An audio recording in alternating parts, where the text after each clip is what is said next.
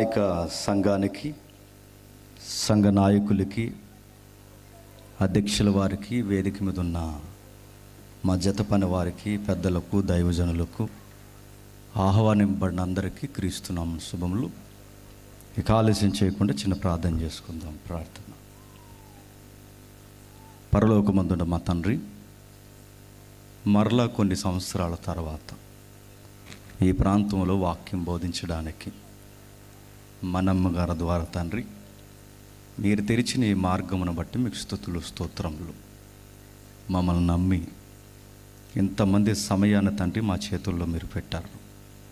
ఆ నమ్మకాన్ని వమ్ము చేయడానికి తండ్రి వీలు లేదని మీ వాక్యంలో రాయించారు తండ్రి. బల నమ్మకమైన దాసుడా అన్న శబ్దానికి అర్హులుగా ఈ విలువైన సమయానికి ఘనమైన వాక్యమును తండ్రి అందించడానికి నన్ను వాడుకోండి.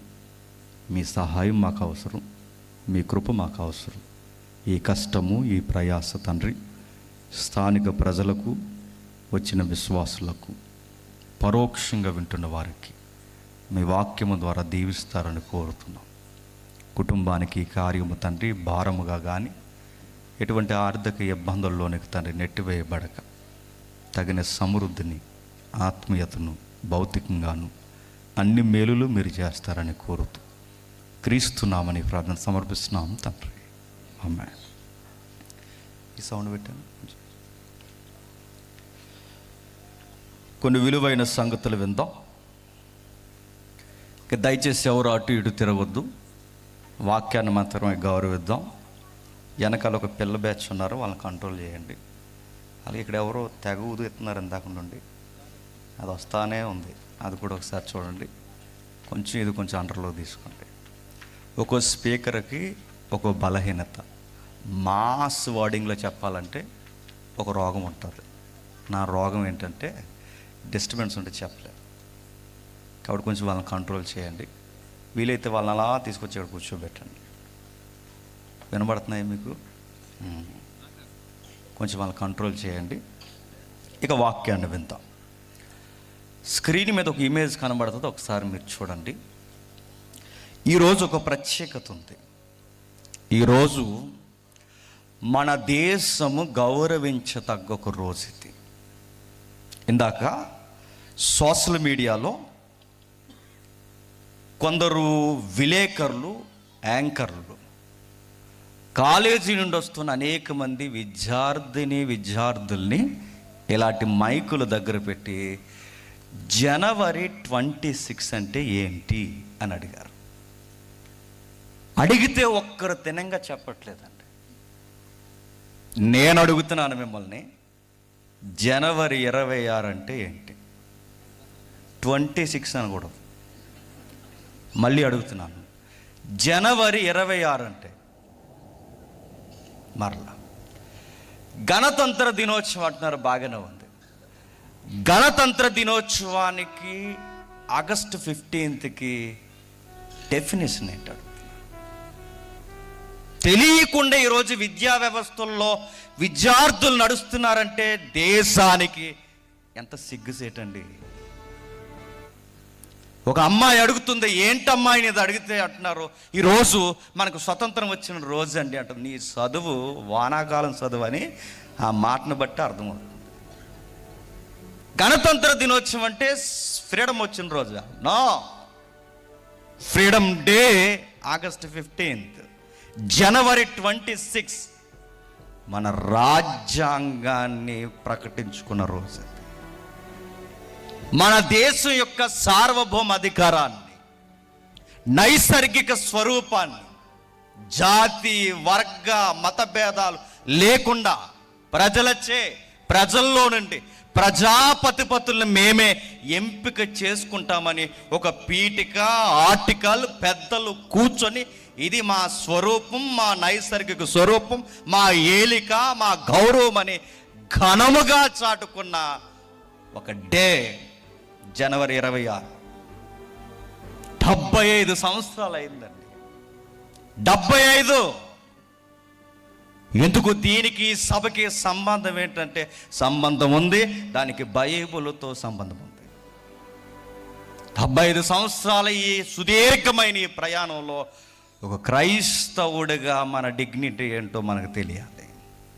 రోజులు మారుతున్నాయి, రిలీజన్లో చట్టాలు మారుతున్నాయి, చట్ట పరిధిలో రకరకాల ప్రతిపక్ష వాదులు క్రైస్తవ్యాన్ని లేకుండా చేయాలనుకుంటున్నారు. కట్టాల్సింది మనుషుల్ని కాదని కోట్ల రూపాయలు మందిరాలు కడుతున్నారు. కట్టాల్సింది జీవితాలు కాదని పెద్ద పెద్ద ఎత్తైన విగ్రహాలు పెడుతున్నారు. క్యాస్ట్లో పొడిగింపు కాలం ఇస్తున్నారు. రాను రాను క్యాస్ట్ను దిగజార్చడానికి ఇంకా ఏమంటున్నారంటే నువ్వు ఏ మతం చెప్పరా అబ్బాయి అని రాయిస్తున్నారు.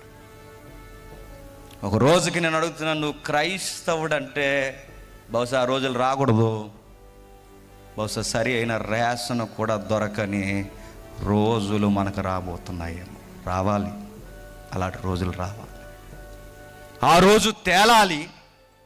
నాలాగా తెల్ల సొక్కాలు వేసుకుని చక్కగా కుర్చీలు కదలకుండా ఫ్యాన్ల కింద కూర్చుని బెంచీలు అరగొట్టేసి పాట ఇవ్వకపోతే కోపమించి పాంప్లెట్ మీద పేరేయకపోతే కోపమించి ఏమ్మా మనమ్మ మేముండగా నువ్వెవరిని తీసుకొచ్చావమ్మా అన్నట్టు ఇలాంటి డైలాగులు, ఈ పొల్లికాయల మాటలన్నీ ఎగిరిపోవాలి అంటే రావాలి ఇలాంటి రూల్స్. మళ్ళీ ఆ రోజు తేలిపోవాలి ఎవరు నిజమైన క్రైస్తవం.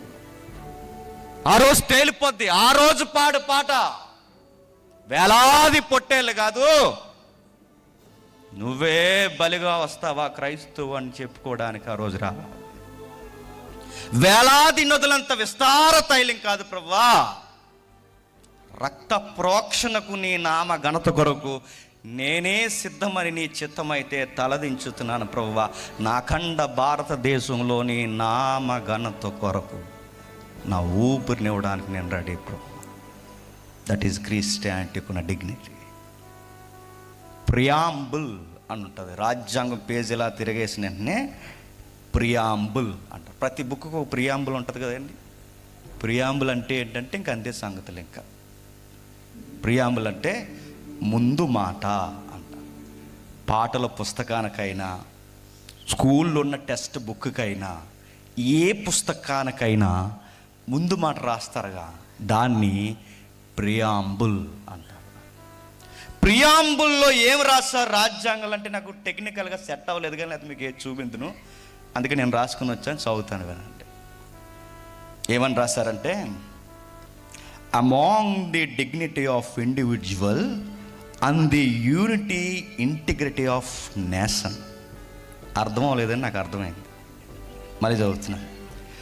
Among the dignity of individual and the unity integrity of nation అంటే అర్థము మన దేశ జాతీయ సమైక్యంగా ఉండాలని, అఖండ దేశముగా ఉండాలని, సార్వభౌమ అధికారం కలిగి ఉండాలని, ప్రతి వ్యక్తికి రాజ్యాంగాన్ని బట్టి డిగ్నిటీ అంటే ఒక గౌరవం ఉండాలని రాజ్యాంగం ముదుమాటలో రాశారంటే.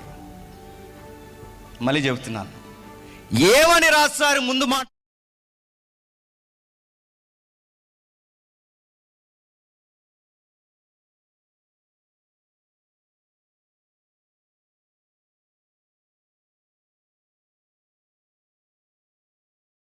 దేశంలో జీవించాలి, ఆ గౌరవంతో ఈ మనుషుల మధ్య ప్రతి మనుష్యుడు బతకాలి. అదిగో ఆ ప్రియాంబులు కనబడుతుంది.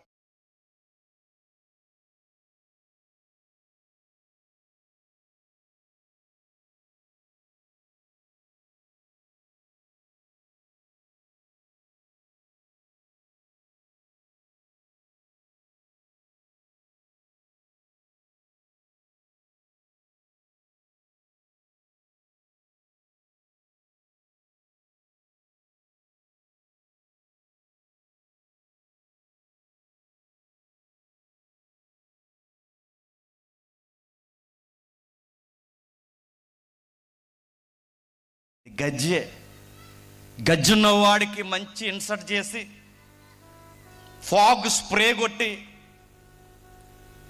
గల్ఫ్ నుంచి వచ్చిన ఏదో ఒక మంచి పర్ఫ్యూమ్ అడుగు కొట్టి మంచి ఇన్సర్ట్ చేయించి ఇలాంటి డిగ్నిటీగా ఉన్న ఒక సభలోకి తీసుకొచ్చాను కూర్చోబెడితే దురదొచ్చేస్తుంది అనుకోండి, ఏం చేస్తాడు? మనకు అర్థమవుతాడు దొరద చివరి అందరూ ఉన్నారు గోక్కు ఆగరా అంటే ఆగడాడు. ఇప్పుడు దొరదొచ్చేస్తుంది. మెల్లగా చేతులు జేబులు ఎడతాడు, అలా ఎన్సట్ పైకి లాక్కుంటాడు. ఇక పని స్టార్ట్ చేస్తాడు. ఏం చేస్తాడు? గోక్కుంటాడు.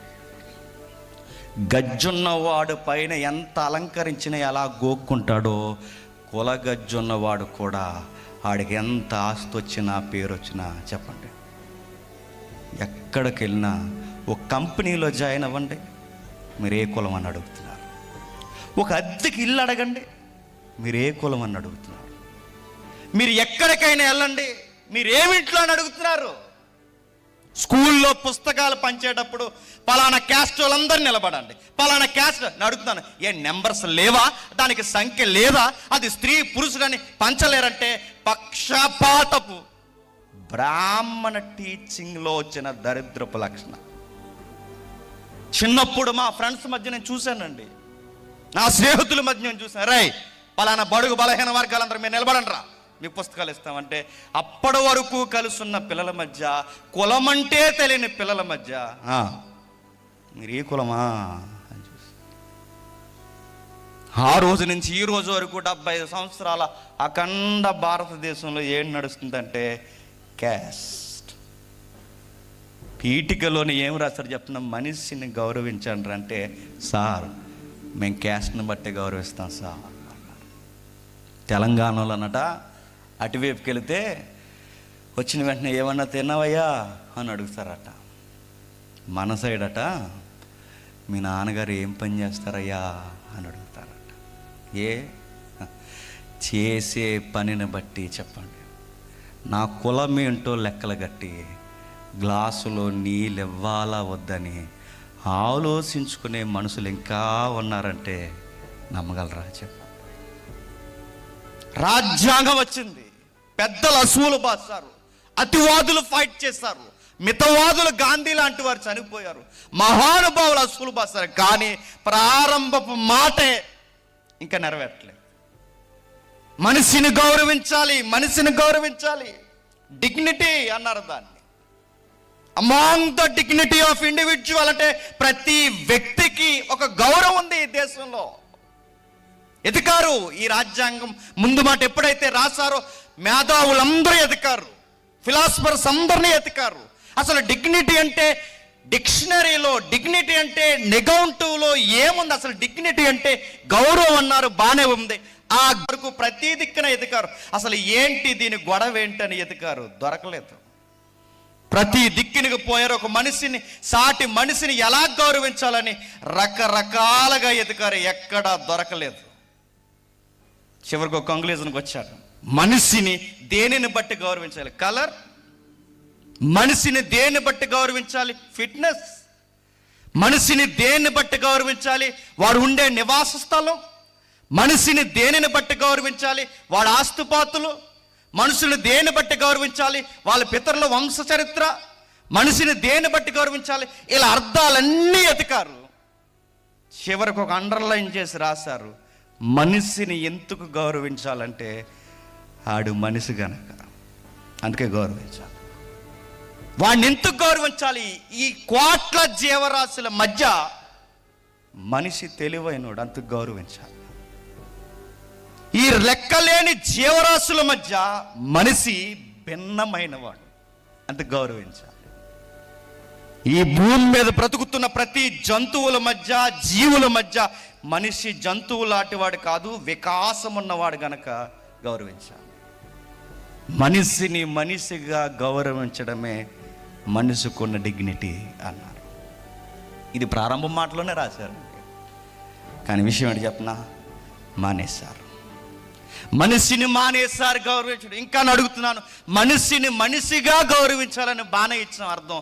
కాస్త ముందుకెళ్ళి మన వ్యూలో, మన బిలీఫ్ వ్యూలో, అంటే మన నమ్మకాల పరిధిలోనికి ఈ అర్థాలు తీసుకొస్తే ఇప్పుడు అడుగుతున్నాను, అసలు మనిషిని మనిషిగా గౌరవించాలని బాగానే ఉన్నారు. అసలు మనిషిని గౌరవించడానికి మనిషి ఎలా వచ్చాడు? అర్థమవుతుందా? మనిషి ఎలా వచ్చాడు? బైబుల్ స్టేట్మెంట్ ఇలా స్టార్ట్ అయింది, man is created by God. దేవుడు చేస్తే వచ్చాడు. ఆడి శాపలో నుంచో కోతులో నుంచో రాలేదు. కోతులో నుంచే మనిషి వచ్చాడు అన్నది వాస్తవం అయితే ఆధార్ కార్డు మీద రాయి సన్న పెద్ద కోతని రాయగలవా? నీ కాన్సెస్ ఒప్పుకోదు. మీ నాన్న, నువ్వు చిన్న కోత అయితే మీ నాన్న పెద్ద కోత, ఏం పేరు అని అడుగు. ఆధార్ కార్డు అక్కడ ఇరిగిపోద్ది, బాక్స్ బదలేసిపోద్ది. మన కాన్సెస్సే ఒప్పుకోదు.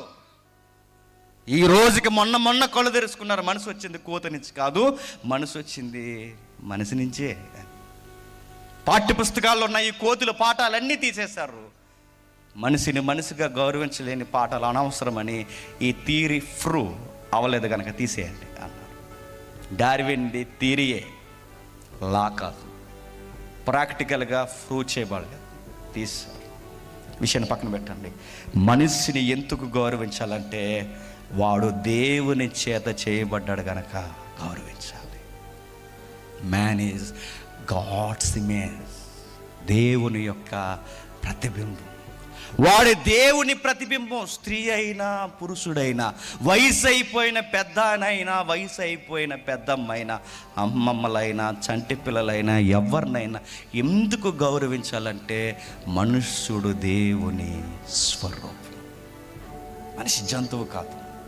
మనిషి అన్ని జంతువుల్లో ఏదో ఒక జంతువులో బతుకుతున్నవాడు కదా. అందుకే మనిషికి అందరిలో ఉన్న ప్రత్యేకత ఏంటంటే వాడు మనిషి. క్లాస్ను బట్టి కాదు, మాస్ను బట్టి కాదు, వాడుకున్న జెండర్ని బట్టి కాదు, రేస్ని బట్టి కాదు, రిలీజియన్ బట్టి కాదు, క్యాస్ట్ బట్టి కాదు. మనిషి దేవుని స్వరూపం. క్లాస్, మాస్, జెండర్, రిలీజియన్ ఏవైతే ఉన్నావో మనం మాట్లాడుకున్న రేస్ ఇవేమీ కాదు. మనిషి దేవుని స్వరూపం. ఎలా వచ్చాడు మనిషి? మట్టి నుండి వచ్చాడు. మీకు తెలిసిన పదాలు కనుక నేను రెఫరెన్స్ తీయట్లేదు. మనిషి మట్టి నుండి వచ్చాడు అన్నదే చాలామంది రకరకాల అర్థాలు ఇచ్చారు. మట్టి అంటే ఈ మట్టి కదండి, లోపల మట్టి అండి అన్నారు. తెలంగా చదవరు బైబిల్. మట్టి అంటే ఈ మట్టి కదండి, భూమి మధ్యలో ఉన్న మట్టి అండి అన్నారు. అరే అయ్యా, మట్టి అంటే మట్టే. ఇంకా దానికి వెళ్ళిపోతే ఏముందో తెలుసా? మూలపదం ఇబ్రూలో డస్ట్ అని ఉంటుందండి. డస్ట్ అంటే మట్టి కూడా కాదు. డస్ట్ అంటే ఏంటి చెప్పండి? ధూళి. అప్పుడప్పుడు మన ఇంట్లో తుడుచుకుంటప్పుడు అద్దాల మీద, టేబుల్స్ మీద ఉంటుంది చూసారా? అది అలా తుడిస్తే ఇలా పోగ అవుతుంది చూసారా? ఆ పోగ అయిన ముద్ద ఉంటుంది చూసారా? దాన్ని ధూళి, బూడిది అంటారు. దాన్ని డస్ట్ అన్నారు. నేను అడుగుతున్నాను, దాన్ని దేనికన్నా ధూళి పనికి వస్తుందండి? దేనికి పనికిరాదు అది. దాన్ని ఒక పొడిని చేసి ఒక ముద్ద చేయండి, ఉండదు. ఒక ధూళంతా పోగేసి దాన్ని దాయండి. మనిషి యొక్క ప్రారంభపు బాగా వినండి, మనిషి యొక్క నిర్మాణం ప్రారంభం ఏంటి చెప్పనా? ధూళి. ఈ ధూళికి గౌరవం ఎలా వచ్చింది సార్ అని బైబిల్ని అడిగితే బైబిల్ అంది, లెక్కల్లో లేని ధూళైన నీవు తన స్వరూపాన్ని నీలో పెట్టాడు గనక లెక్కలేని గౌరవం లేని ఈ ధూళికి గౌరవం వచ్చింది. That is dignity. గుర్తుపెట్టుకో. మట్టైన నాకు అంటే నా మూలము మట్టి కన్నా ఇంకా అధ్వానం. డస్ట్. అది ఒక ఆకారం లేనిది, ఒక లవణం లేనిది, ఒక స్థితి లేనిది, ఒక సారం లేనిది. అది తుడిస్తే పోయేది. అలాంటి పనికి రాని డస్ట్ను పోగేసి ఆయన నిర్మాణం చేత చేయించి ఆయన స్వరూప సుగుణాలు ఆ లోపల పెట్టి ఒక బొమ్మను చేసి ఆ బొమ్మలో ఆవివులు పోసి తన సుగుణాలు, గుణగణాలు లోపల పెట్టినప్పుడు ఈ మట్టికి ఇలువ లేని ఈ డస్ట్కి ఏమొచ్చిందట? డిగ్నిటీ వచ్చిందట. గౌరవం లేని ఆకారానికి గౌరవం వచ్చింది. లెక్కల్లో లేని మనిషికి లెక్కల్లోకి రావడం స్టార్ట్ అయింది. ప్రతి మనిషి ఎలా వచ్చాడయ్య అంటే ఇదిగో ఆ మూలాల నుండే వచ్చాం. ఆ మూలాలను పుణుకుపుచ్చుకునే పుట్టాం. అందుకే మనిషి ఎవరయ్యా అంటే బైబిల్ పదే చెబుతుంది, మనుష్యుడు దేవుని స్వరూపం, మనుష్యుడు దేవుని చేతి పని. మనుష్యుడు ఎవడంటే ఇంకా మనకి గ్రీకు పదాలు ఉన్నాయి. దేవునికి రిప్రజెంటు అని ఉంది.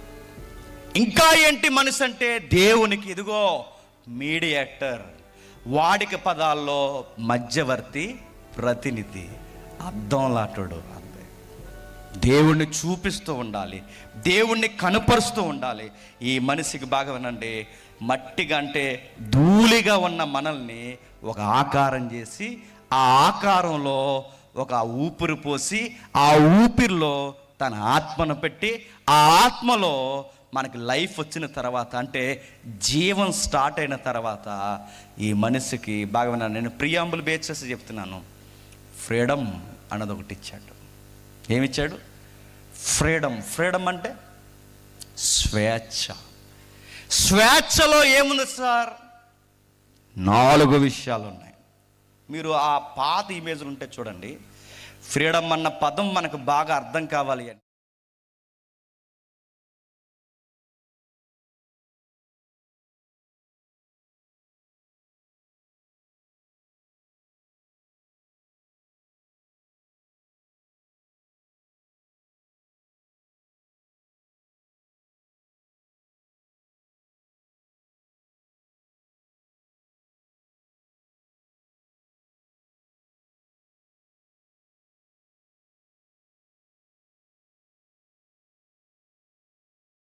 మన పెద్దలందరూ మన దగ్గర కోరుకున్నది ఏంటో తెలుసా?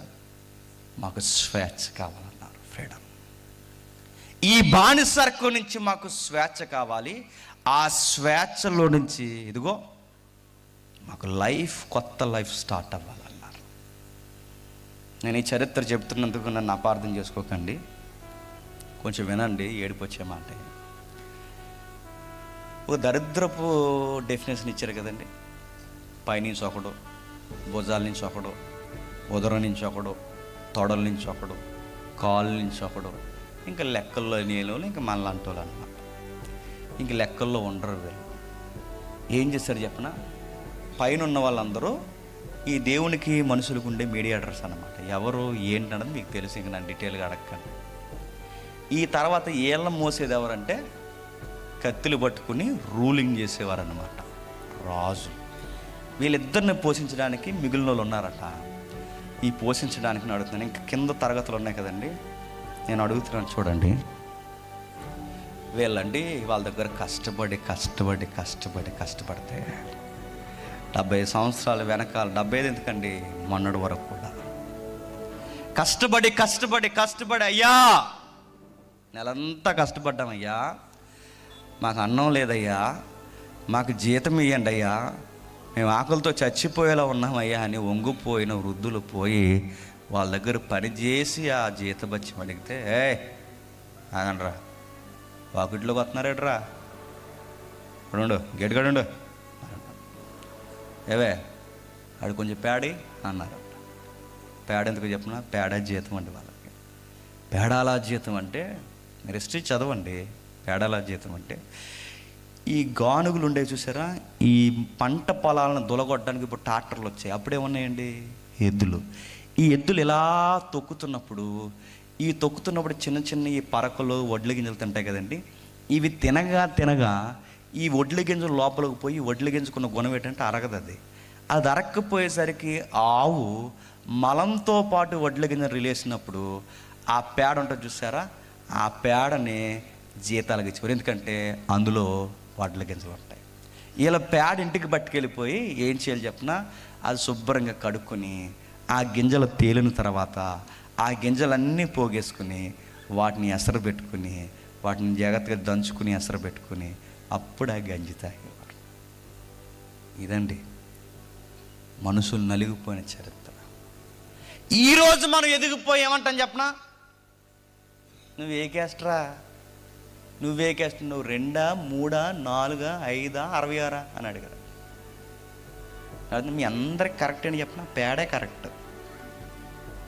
ఫ్రీడమ్ వచ్చిన ఈ రోజుకి మాట్లాడుతున్నారంటే నేను అడుగుతున్నాను, మన గౌరవం ఏంటి, మన మూలాలేంటి, బైబిల్ మనకు నేర్పుతున్నది ఏంటి? ఎప్పటికి కూడా నేను అడుగుతున్నాను చాలామంది. నేనే సీరియస్గా ఇలా అడిగినందుకు నేను చాలామందికి నచ్చను. ఎప్పటికి అడుగుతున్నాను, ఈ బైబిల్ పట్టుకుని వెనకాల తోకలేసుకుని వాళ్ళు లేరండి. ఎవడండి వీడంటే నాయుడు గారు.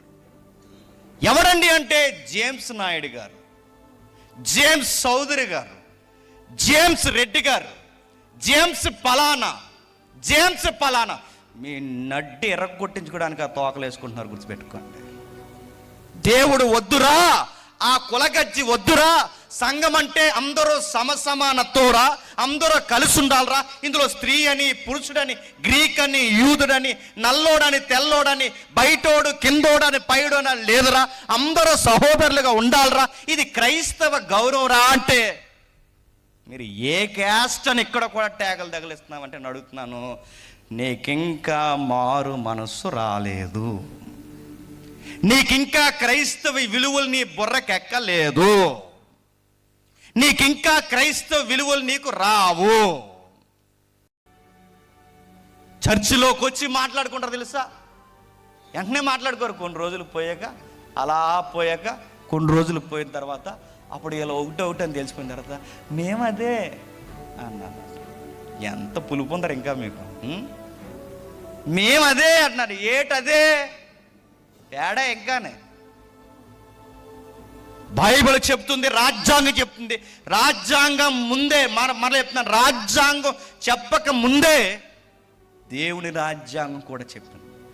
దేవుని అనంతమైన చిత్తంలో తన ప్రణాళికలలో రాజ్యాంగం రాయబడింది గనక తన చేత నడిపింపబడిన రాజ్యాంగకర్తలు కూడా ఆ విలువలు పోకుండా ముందు మాటల్లోనే రాశారు. ఆయన సవర్ణటే అది. ఆయన సార్వత్రిక అధికారంలో ప్రతి దేశ రాజ్యాంగాలు రాయబడ్డాయి. ఆ రాయబడిన దానికి ఇదిగో మనిషిని కులం పట్టి గౌరవించకూడదు. మన ఘనత ఏంటో తెలుసా, మనం గెలిచాం. మన ఘనత ఏంటో తెలుసా, మనం పాలకులయ్యాం. మన ఘనత ఏంటో తెలుసా, మనలో మనకి సమానత్వం లేక విభజించి పాలిస్తున్న వాడి కింద నుంచి మనం ఒక్కటయడానికి వచ్చాం. ఇది మన ఘనత, మనకే సొంతంగా చట్టం తెచ్చుకున్న మన ఘనత. ఇది మన గణతంత్ర దినోత్సవం. జనగణ మన నాయక బీజం వస్తుంది చూసారా, జనగణ నాయక జయ హే. అర్థం ఏంటండి, తెలదు, మనకు అలా పాడేస్తాం అంతే. జనగణ మన నాయక జయ అంటే మా నాయకులు గొప్పలు, మా జనగణం అంటే మా జనం, మా ఘనం, మా హిమాలయాలు మొదలుకొని మా సింధు ప్రాంతాలు మొదలుకొని మా దక్షిణ భూభాల వరకు ప్రతిదీ నాయక మేము ఘనమైన వారు, గౌరవమైన వారు. బ్రిటిష్ లార్డ్ ప్రభులారా మేము గౌరవమైన వారు. మా దేశ గౌరవం మా భూమిలో ఉంది, మా దేశ గౌరవం మాలో ఉంది, మా దేశ గౌరవం మా భావాల్లో ఉంది, మా దేశ గౌరవం ఒకరినొకరు ప్రేమించుకోవడంలో ఉంది, మా గౌరవం ఉంది. జనగణం నాయక జయ హే. మా నాయకులు గొప్పలు, నాయకులుగా మిమ్మల్ని మేము గౌరవిస్తున్నాం. మన పాటల్లో గౌరవం ఉందండి, మన రాజ్యాంగంలో గౌరవం ఉందండి. కానీ విషయం ఏంటి చెప్పిన, గౌరవానికే మూలమైన మనసులో గౌరవం లేకుండా పోయింది. దేని బట్టి గౌరవిస్తారయ్యా అంటే చేసే పనిని బట్టి గౌరవిస్తారు, కులాన్ని బట్టి గౌరవిస్తారు, పేర్లను బట్టి గౌరవిస్తారు. కానీ బైబిల్ చెప్తుంది ఇదేమీ కాదు. దేవుడు నిన్ను చేసిన తర్వాత నీకు ఒక ఫ్రీడమ్ ఇచ్చాడు, నీకు ఫ్రీడమ్ ఇచ్చాడు, స్వేచ్ఛనిచ్చాడు. బ్రిటిష్ పాలన కన్నా ఇంకా కింద ఉండిపోయాం. పాపం అనే కింద మగ్గిపోకముందే మనకు ఒక ఫ్రీడమ్ ఇచ్చాడు. స్వేచ్ఛ అన్నారు. ఆ స్వేచ్ఛలో ఏమున్నాయి? 4 విషయాలు ఉన్నాయి. ఏమన్నా తెలుసా? మీరు ఆదాముని దేవుడు క్వశ్చన్ చేస్తాడు, మీకు తెలుసు కానీ రెఫరెన్స్లు. ఆదాముని దేవుడు క్వశ్చన్ చేస్తాడు. ఏమని క్వశ్చన్ చేస్తాడండి? ఆదాము ఎక్కడున్నావు అంటే ఫ్రీడంలో ఏముందో తెలుసా? నువ్వు ఎక్కడున్నావు అని అడిగినప్పుడు అక్కడ ఏం కనబడుతుందండి? అకౌంటబిలిటీ ఎక్కడున్నావు, రెస్పాన్సిబిలిటీ ఎక్కడున్నావు. దేవుడు స్వేచ్ఛ ఇచ్చిన తర్వాత ఇష్టం వచ్చినట్టు జంతువులా తిరగరా అనలేదు. 4 విషయాల్లో నీకు స్వేచ్ఛ ఉంది, స్వేచ్ఛలో 4 విషయాలు ముడిపడి ఉన్నాయి అన్నాడు. మొట్టమొదటి, ఆదాము ఎక్కడున్నావు అనగానే ఆదాము అన్నాడు, ఆన్సర్ చెప్తున్నాడు, పలానా చోట ఉన్నాను అన్నాడు. బాధ్యత. 2, ఎందుకున్నావు అని అడిగాడు. పలానా పని చేశాను కాబట్టి ఉన్నాను అన్నాడు. Question answer. 3వది, ఏం పని చేసావు? వద్దన్న పని చేసావా అని అడిగాడు. అవును ప్రభువా అలా జరిగిపోయింది అన్నాడు. 4వ క్వశ్చన్ అడిగాడు, ఎందుకు చేసావు అని అడిగాడు. నో ఆన్సర్, సైలెంట్ అయిపోయాడు. ఈ 4 ఏం కనబడుతున్నాయండి? నీ ఫ్రీడమ్ వెనకాల బాగా వినండి, నీ మోరల్ ఎలా ఉందో చూడమన్నాడు. నైతికత వదిలేవు కదా ఆదాము, డిగ్నిటీ పోగొట్టేశాడు. ఆదాం, నీ నైతికతను వదిలేసావు, నీతిని మరిసావు, మోరల్ చంపేశావు. నెక్స్ట్ రెస్పాన్సిబిలిటీ వదిలేసావు. నెక్స్ట్ అకౌంటబిలిటీ పక్కనెట్టేసావు. నీకు ఏం అర్థమవుతుందంటే ఆదాముకి, నీకు, నాకు అందరికి చెప్తున్నాడు, డిగ్నిటీ వెనకాల ఏమున్నాయంటే 4 ఉన్నాయి. ఆ 4 ఏమున్నాయో తెలుసా? ఇదిగో ఆ 4 ప్రశ్నలు చెప్తున్నాడు. ఎక్కడున్నావు, ఎందుకున్నావు, ఏం చేస్తున్నావు, ఆ పని ఎందుకు చేస్తావు? ప్రతి గౌరవపదమైన వ్యక్తి వెనకాల దేవుడు కోరుకునేది ఏంటి తెలుసా? ఎందుకు చేసావు అని అడుగుతాడు. అందుకు చేశాను ప్రభు అంటే ఊరుకుంటాడండి? నీకు ఫ్రీడమ్ ఇచ్చింది, ఏదేదో చేస్తావని ఇవ్వలేదయ్యా. నీకెందుకు స్వేచ్ఛనిచ్చానంటే నన్ను అర్థం చేసుకుంటావని ఇచ్చాను. ఇప్పుడు అమ్మ నాన్న చక్కగా నేను తిరిగి జాగ్రత్తగా చదువుకొని రా అంటున్నాడు. దాని అర్థం ఏంటండి?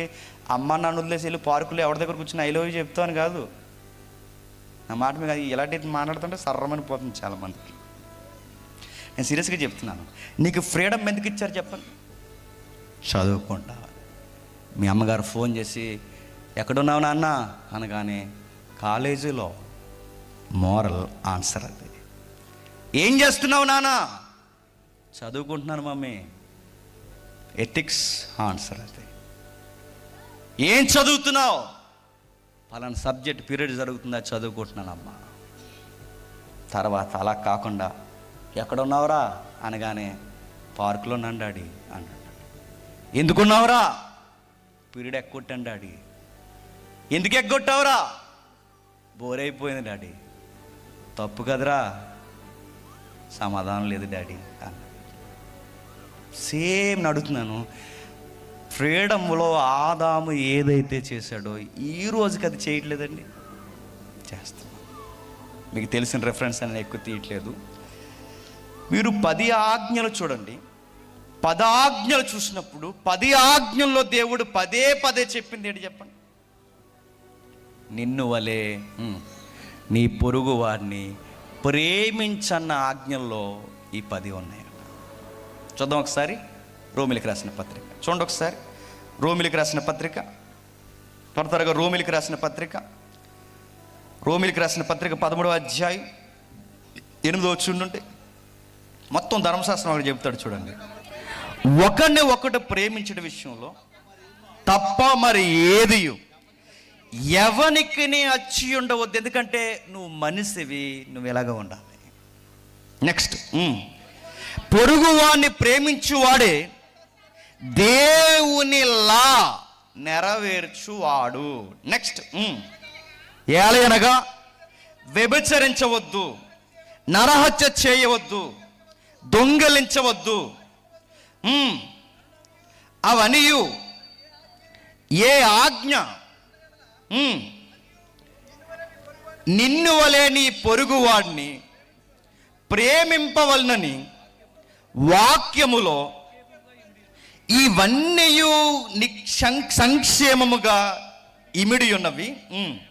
ప్రేమ పొరుగువానికి కీడు చేయదు గనుక ప్రేమ కలిగి ఉండుట ధర్మశాస్త్రమును నెరవేర్చుట. ధర్మశాస్త్రం అంతా అడుగడుగున ఏం చెప్పిందండి? పొరుగువాడిని ప్రేమించు. పొరుగువాడిని ప్రేమిస్తే ఏం చేయవో తెలుసు? అక్కడ రాయబడిన మాట, పొరుగువాడిని ప్రేమిస్తే వ్యభిచారం చెయ్యి.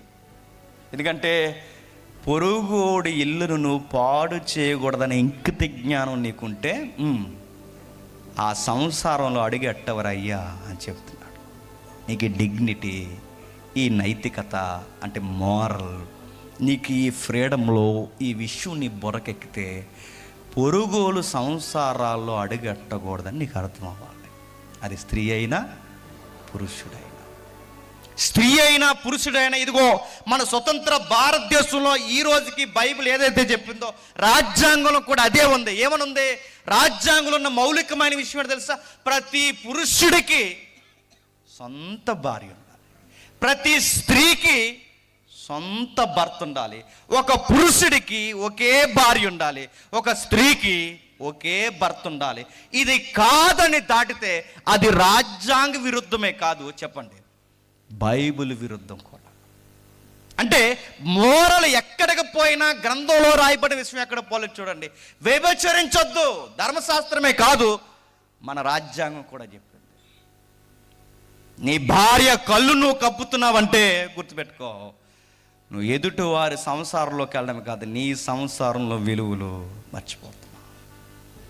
నీ భర్త కళ్ళు కప్పుతున్నావంటే నువ్వేం చేస్తున్నావు తెలుసా? నీకున్న ఆత్మ గౌరవాన్ని చంపేసుకుంటున్నావు, నీకున్న వ్యక్తిగత గౌరవాన్ని చంపేసుకుంటున్నావు, ఇంకా రాజ్యాంగాన్ని మీరో, దేవుని ధర్మాన్ని మీరో. మీ ఇద్దరు ఒకరికొకరు తప్పు చేసి ధర్మాన్ని మీరి మీ గౌరవాన్ని దిగజార్చేసుకున్నారు. గౌరవం ఎలా పోద్దంటే ఏవేవో విషయాలు కాదండి. ఇదిగో బైబిల్ చెప్తుంది, నీ పొరుగు వారి పట్ల నువ్వు వ్యవహరించే తీరును బట్టే నీ గౌరవం ఆధారపడి ఉంటుంది. విచారం చేయకు. నెక్స్ట్ అన్నాడు, నరహత్య చేయొద్దన్నాడు. ఆదికాండం 9:6 ఉంది కదండి. నరుడు దేవుని స్వరూపం కనుక తోటి మానవుణ్ణి నరహత్య చేయకూడదు. ఎంత ఈజీ అయిపోయిందండి చంపుకోవడం. 75 సంవత్సరాల గణతంత్ర దినోత్సవంలో ఎంత ఈజీ చెప్పినా సెన్సార్ బోర్డులని చచ్చిపోయాయి. సెన్సార్ బోర్డులని చచ్చిపోయి మీరు ఎక్కడ ఇమేజ్ చూడండి, మన కుర్రం మోక ఉంటారు కానీ కుర్రం మోక మన ఏరియాలో వీళ్ళు అడగరండి. ఊర్లో పెద్దలు కానీ ఈ ప్రెసిడెంట్లు కానీ వీళ్ళు ఎవరు అడగరు అనుకుంటాను. ఊర్లో మధ్యలో పెడతారండి ఫ్లెక్స్. ఆ ఫ్లెక్స్లో ఎంత మంచి వాక్యం పెడతారా, చెడు వినకు, చెడు మాట్లాడకు, గాంధీ గారు ఇలా చెప్పినారంటే ఏం పెడతారు ఫ్లెక్స్ మీద? ఏం పెడతారండి? ఒక సన్నాసిగడు ఇలా కత్తెట్టుకుని ఆడి లింగి ఇలా పైకెట్టి ఆడు ఇలా కడుతుంటాడట, ఆడి కత్తి పెట్టి బట్టల నిండా రక్తం ఒలిగిపోయిన ఫ్లెక్స్ అక్కడ పెట్టారట. ఆ ఫ్లెక్స్ అక్కడ పెడితే ఈ కింద అంటే ఈ ముఠాగాళ్ళందరూ చిన్న చిన్న ఫోటోలని కింద వేసుకున్నారట. మాకు ఏమి నేర్పిస్తున్నారు ఊరికి మీరు అంటే? మీరు ఇలా నరికేసి లింగిలు పైకి కడేస్తారా? ఏమి నేర్పిస్తున్నారు చెప్పండి, అడుగుతున్నాను. ఇవి అడిగే వాళ్ళు ఉన్నారా? నరహత్య ఈరోజు కామన్ అయిపోయింది. 75 సంవత్సరాల గణతంత్ర దినోత్సవంలో హత్యలు చేయడం కామన్. ఒకప్పుడు ఎక్కడో హత్య జరిగిందంట, అమ్మో మనిషిని చంపేశారని పేపర్లో చదివితే సాయంత్రం కళ్ళకు వచ్చేసేదండి. పేపర్లో చదివితే మెయిన్ ఎడిషన్లో పడేవి. మెయిన్ ఎడిషన్లో మనిషిని చంపారన్న వార్తలు మెయిన్ ఎడిషన్లో పడేవి. ఇప్పుడు జిల్లా పేపరే కాదు, లోకల్ పేపరే కాదు, విలేజ్ పేపర్లో కూడా పక్కీదులో వాడిని చంపేశాడు. కోడిని చంపినంత ఈజీగా, మేకను చంపినంత ఈజీగా మనిషిని చంపేయడం ఏంట్రా? ఎందుకో చెప్పనా, సినిమాలు మీరు ఒక్క హీరోని చూడండి, ఒక్క హీరో ఫోటో తినంగా ఉంటుందండి. అందరు కత్తిరెడ్డి పరిగెట్టు వాళ్ళే, అందరు రక్తం చిందేసే వాళ్ళే, అందరు లింగిలి పైకిలు కట్టేసే వాళ్ళే, అందరు మీరు చూడండి పరిగెడుతుంటాడు ఒక వెనకాల. మనిషిలా లేడు. ఒక మృగము ఒక అమాయక జీవిని ఎలా ఎంటాడుతుందో సాటి మనిషి ఎంటాడి నరుగుతున్నాడంటే దీన్ని గౌరవం అంటారా?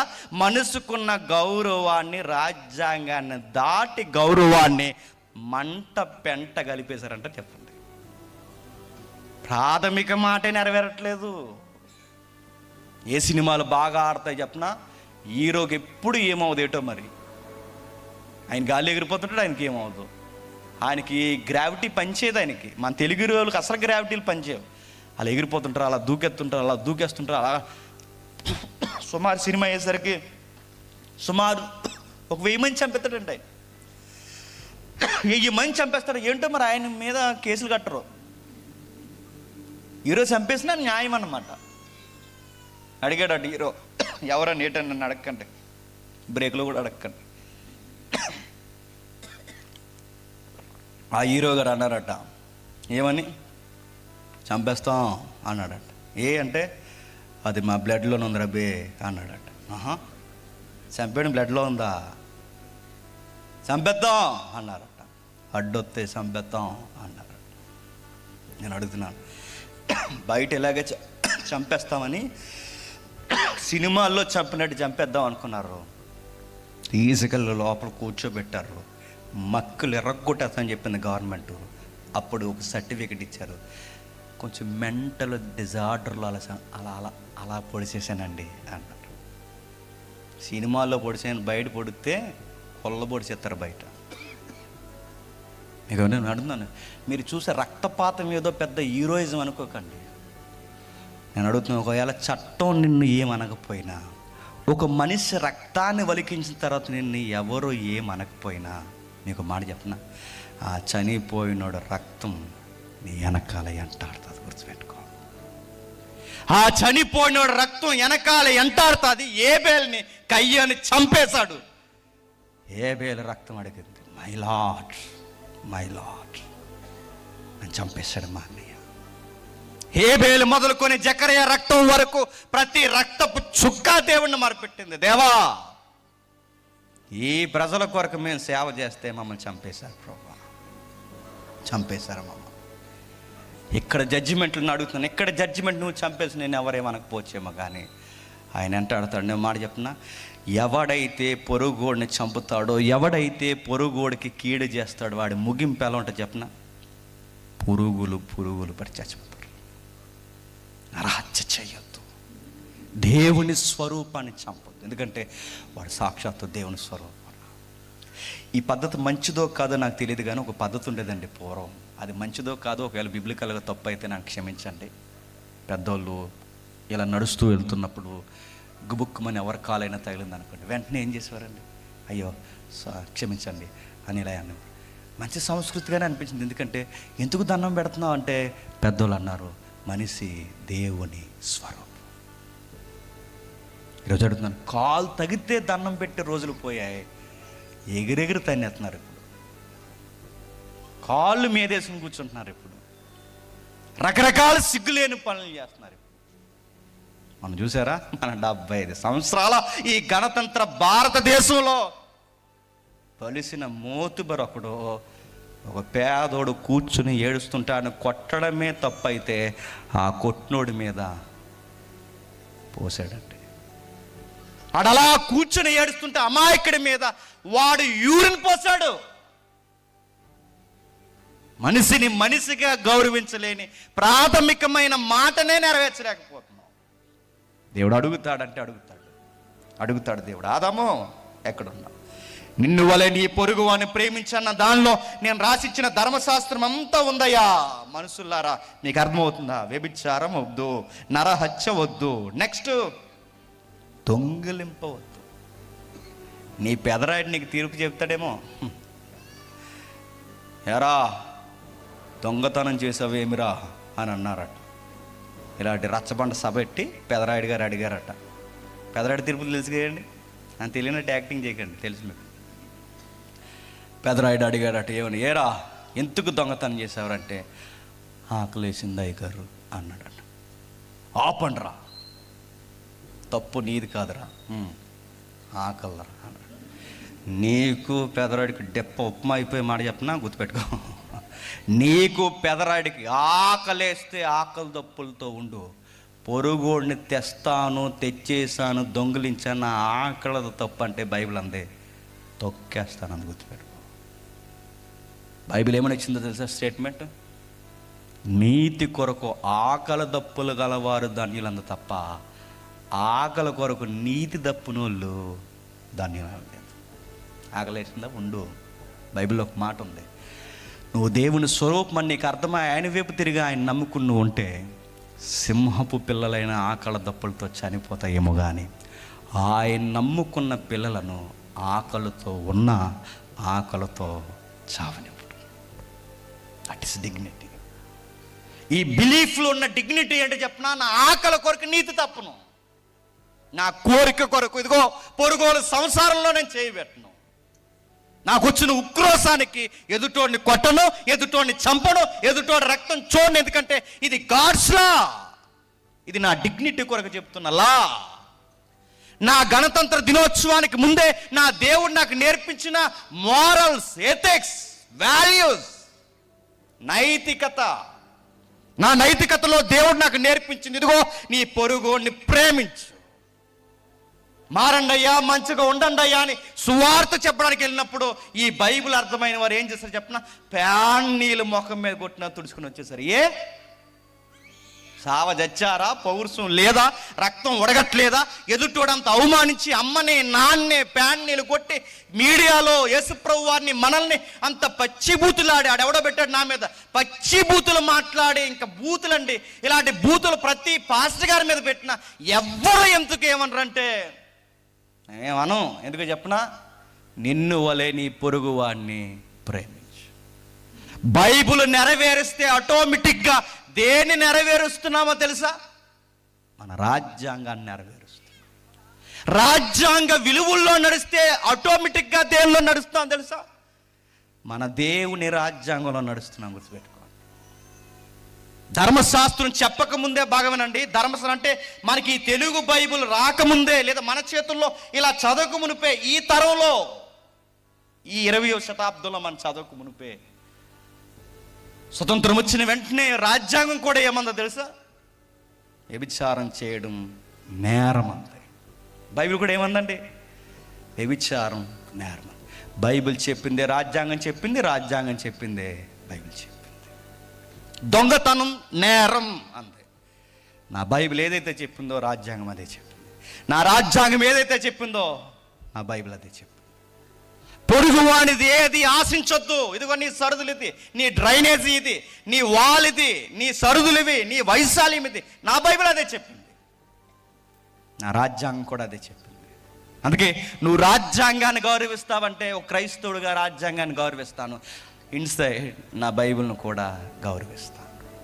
ఎందుకంటే ఇది ఒకదానికొకటి అవినాభావ సంబంధం కలదు. మరో మాట చెప్పింది బైబిల్. ఏమని చెప్పింది తెలుసా? ఇదిగో ప్రవక్తలను పంపించింది. ప్రవక్తలందరూ వచ్చిన తర్వాత ప్రవక్తలు మాట్లాడారు, రే లంచాలు తీసుకోవడం నేరం రాని. ప్రవక్తల గ్రంథాల్లో ఎన్నిసార్లు లేదండి? రాజ్యాంగం కూడా ఏముందో చెప్పనా? లంచాలు తీసుకోవడం దేశద్రోహం. లంచాలు తీసుకొద్దని మన ప్రాఫిట్స్ మనకు ప్రకటించారు. మన ప్రవక్తలకు చెప్పిన సారం మన రాజ్యాంగ గ్రంథకర్తలు కూడా చెప్పాడు, లంచాలు తీసుకోవద్దు. మన దేశ ప్రజలు, మన ప్రజలు గనక జెండా ముందు నిలబడి భారతదేశం నా మాతృభూమి, భారతీయులందరూ నా సహోదరులు అని చదువుకున్నాగా, మన సహోదరుల దగ్గర మనమే లంచాలు తీసుకోకూడదు. ప్రవక్తలందరూ ఇలా మాట్లాడారు, లంచాలు తీసుకోవద్దు, దొంగ వ్యాపారాలు చేయొద్దు, దొంగ త్రాసులు వద్దు అంతే. బైబిల్ ఏదైతే చెప్పిందో మన రాజ్యాంగం కూడా అదే చెప్పింది. దొంగ త్రాసులు చెప్పండి తోసొద్దు. ఎన్ని దొంగ త్రాసులు వచ్చేసాయి ఎంతండి? పైకి ఇలా డొక్కు కనబడుతుంది, పైకి నిండుకున్న లీటర్ డొక్కి అనుకుంటాం, కానీ లోపల మాత్రం సన్నంగా చేయించాడట దొంగ డొక్కోడు. ఆ డొక్కే దొంగదడిది. నేను అడుగుతున్నాను, ఈ డొక్కు సన్నగా లోపల నువ్వు కేజీ డొక్కుని దాన్ని పావు కేజీ తగ్గించేసామని బయటోళ్ళు కనిపెట్టరేమో, కానీ నీ డొక్కలు ఎండగట్టో రాజ్యాంగం ఉంది. ఇది నైతికత. ఈ దేవుడు ఒకరోజు దాస్తావు దాస్తావు దాస్తావు దాస్తావు పొరుగుడిది 10 దాసి దాసి దాసి జాగ్రత్తగా పోగేస్తావు. ఒకరోజు నీ పిల్లలు నువ్వు కలిసి దాసిందంతా హాస్పిటల్కి పెట్టుబడులు పెడతావు. లంచాలు తినిన ఎందరు ఆఫీసర్లు కాళ్ళు కుళ్ళిపోయే చూడండి బయటకు వెళ్ళారు. లంచాలు తీసుకున్న ఆఫీసర్లు కిడ్నీలు ఎగిరిపోయే చూడండి. అమ్మ వాలంటీర్లు ఎవరైనా ఉంటారు, యథార్థంగా పనిచేస్తే హ్యాట్స్ ఆఫ్. చచ్చిపోయే రేపో మాపో చనిపోయే వాళ్ళ దగ్గరికి పోయి వాళ్ళ డబ్బులు మీరు తీశారన్న ఒకవేళ జగన్ గారికి ఒకవేళ తెలియకపోవచ్చు, కానీ వాళ్ళ అమాయకులది రూపాయి ఏదన్నా మీరు తీసుకున్నారో, నా సహోదరులకి సహోదరులకు చెప్తున్నా, నువ్వు నమ్మిన దేవుడు ఖచ్చితంగా ఆ రూపాయిని ఇంటికి నీ వంటికి మంచిది కాదు. గుర్తుపెట్టుకో. బైబిల్ చెప్తుంది దొంగ తూకాలొద్దు, బైబిల్ చెప్తుంది లంచాలొద్దు, బైబిల్ చెప్తుంది వడ్డీలకి ఇవ్వద్దని చెప్తుంది. రిఫరెన్స్ అని మీకు తెలుసు కదండి. వడ్డీ ఇవ్వమని చెప్పిందండి బైబిల్. బాధాకరమైన విషయం చెప్పిన, సందాకానుకలు వడ్డీలకి ఇచ్చేస్తున్నారంట. సందాలో డిబ్బీచి కూడా ఎత్తాడండి వీళ్ళందరినీ దేవుడు. సందాలు అడుగుతున్నాను, సందాలు వడ్డీకి ఇవ్వడం ఏంటి? ఒక ఆయన అడిగాడు అటు, ఏమని చెప్పనా, పరలోకం ఎంతకి ఇస్తారండి అంటే మినిమం కొంచెం నేను రికమెండేషన్ చేస్తే ఒక అటు ఇటుగా ఒక ₹1,00,000 అవుద్దిలేండి సార్, కొంచెం తగ్గించండి సార్ అన్నాడు. తగ్గించండి, కొంచెం ఖర్చు అవుద్ది, సాయంత్రం దేవుడితో మాట్లాడి చెప్తాను అన్నాడు. అబ్బా, సాయంత్రం దేవుడితో మాట్లాడి చెప్తానంటే ఎంతకి ఇస్తారు సార్ అంటే, ఒక అటు ఇటుగా ఒక 5,000 అట్టి తగ్గొచ్చు, 95,000కి రెడీ అయిపోయి సార్. అంత లేవు సార్, ఒక 45,000 50,000 కంటే రే కష్టం రో, పరదేశం వరకు వెళ్ళగలరు అన్నాడు. మేము ఎంత దారుణం అండి. కానుకలు వడ్డీలకు తిప్పే వాళ్ళు ఉన్నారు తెలుసా, గొడవలు వస్తే చర్చిలు అమ్మేసుకునే వాళ్ళు ఉన్నారు తెలుసా, దేవాలయాలు అమ్మేసుకునే వాళ్ళు ఉన్నారు తెలుసా. గొడవలు ఏమన్నా వస్తేనే మరలా చెప్తున్నాను, చర్చిలో నీ వాటా ఎంత నా వాటా ఎంత అని లాగేసుకునే భక్తులు ఉన్నారు తెలుసా. ఎందరో మిషనరీలు మన దేశం వచ్చి ఒక చక్కటి పాఠశాలలు, వైద్యశాలలు ఎన్నో కట్టిస్తే ఎకరాలు రోజుల్లో పాడుపోన్న బంజరు భూములు లాంటి భూములు కొని ఆ రోజుల్లో ఎకరాలు ఇస్తే, నేను అడుగుతున్నాను, ఈరోజు వచ్చిన భక్తులందరూ ఎకరాలన్నీ అమ్మేసి ఒక ఎకరం వండిచ్చారు. ఎంత భక్తులో బైబిల్ చెప్తుంది, వడ్డీలకి ఇవ్వద్దురా.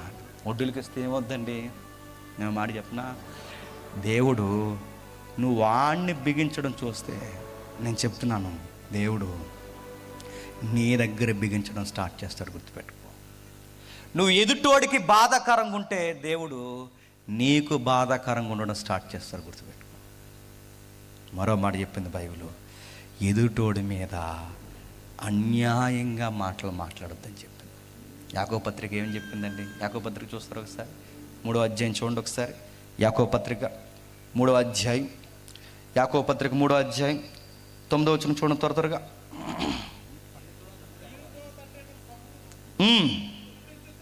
3వ అధ్యాయం 9వ వచనం,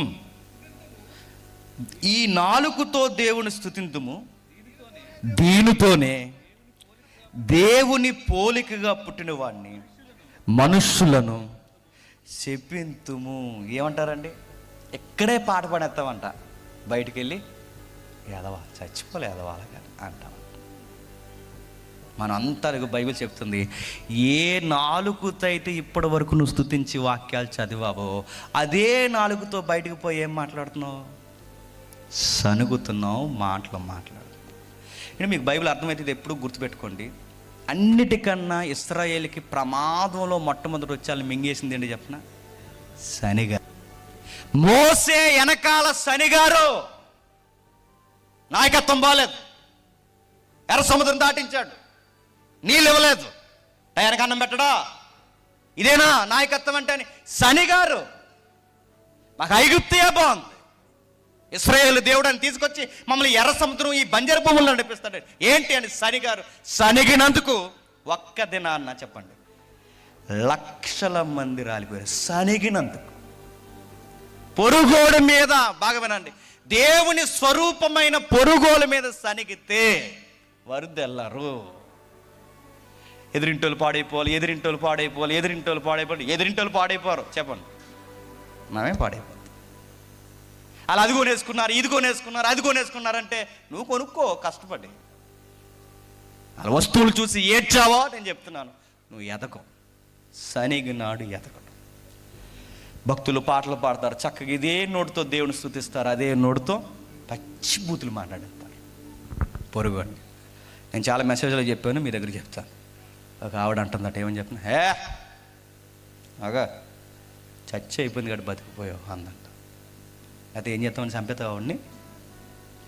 చర్చ్ అయిపోయింది కాబట్టి బతికిపోయి, చర్చిలో కొడేసుకుంటారు, చర్చిలో శనిగేస్తారు, చర్చిలో కొట్టేసుకుంటారు. ఏంటండి ఆవిడ పేరు అంటే, ఆవిడ పేరు ఏంటి? శారమ్మ. పచ్చి బుద్ధులు మాట్లాడుతుంది శారమ్మ.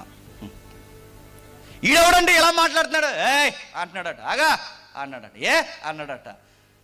తాగేసి వచ్చాడు, సగం తాగేసి. ఎవడండి అలా తాగాడండి? అబ్రహాం గారు అలా తాగేస్తారు. అబ్రహాం గారు బ్యాందీ తాగేస్తారు. శారమ్మ బూతులు మాట్లాడుతుంటారు. మిక్కిలి సాహిత్యకుడు మోసే సారా తాగేస్తుంటాడు. మోసే గారి పేరు గౌరవం పోయింది, అబ్రహాం గారు గౌరవం పోయింది. అడుగుతున్నాను, భక్తులు ఇదే నోటితో స్తుతిస్తారు, ఇదే నోటితో చెప్పిస్తారు. నేను ఒక మాట చెప్తున్నా, మనం బైబిల్ నెరవేరుస్తున్నామేమో ఆ పిక్చర్ మీకు అర్థమవుతుందో లేదో నాకు తెలియదు, కానీ అంతకన్నా ముందు మనం రాజ్యాంగం కూడా చెప్పండి నెరవేర్చట్లేదు. ఆయన 26ని ఏం చేసామంటే మనం గణతంత్ర దినోత్సవం చేస్తున్నాం. ఒక్కటని అడుగుతున్నాను, ప్రారంభపు మాట నెరవేర్చట్లేదండి, అయినా మనం ఏం చేస్తాం చెప్పండి? గణతంత్రం. నువ్వు రాజ్యాంగానికి కట్టుబడి లేనప్పుడు నువ్వు బైబిల్కి కూడా కట్టుబడి లేవు. నువ్వు బైబిల్కి కట్టుబడి లేనప్పుడు నువ్వు రాజ్యాంగానికి కూడా కట్టుబడి లేవు. ఎందుకంటే నీ ప్రవర్తన చెప్తుంది నువ్వు ఎదుటివాడి పట్ల బాలేదు. ఇంకా బైబిల్ చెప్తుంది, కిందకి చూడండి, దొంగలించవద్దు, ఆశించవద్దు అనినవి మరి ఏ ఆజ్ఞను ఉన్న ఎడల అది నిన్ను వలె నీ పొరుగు వాడిని ప్రేమించు. అండ్ పొరుగు నేను అడుగుతున్నాను, నీ ఇంట్లో వాళ్ళని ఎంత బాగా ప్రేమిస్తున్నావో నీ పొరుగు వాళ్ళని నువ్వు ప్రేమించగలుగుతున్నావా? నిత్యత్వంలో ఉండాలని ప్రేమిస్తున్నాను అన్నట్టు ప్రేమించారు.